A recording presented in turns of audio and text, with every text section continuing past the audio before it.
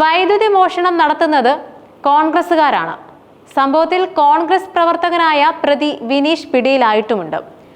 അനന്തു ഷോക്കേറ്റ് മരിച്ചപ്പോൾ വിനീഷ് സമീപത്തുണ്ടായിരുന്നുവെന്നും പോലീസ് പറഞ്ഞു.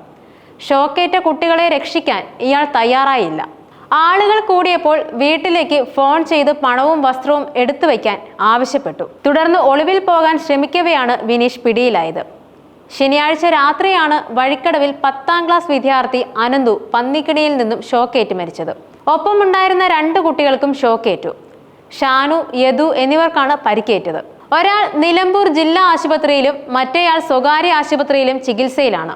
അനന്തുവിന്റെ മരണവുമായി ബന്ധപ്പെട്ട് കഴിഞ്ഞ ദിവസം UDFന്റെ നേതൃത്വത്തിൽ റോഡ് ഉപരോധിച്ചിരുന്നു.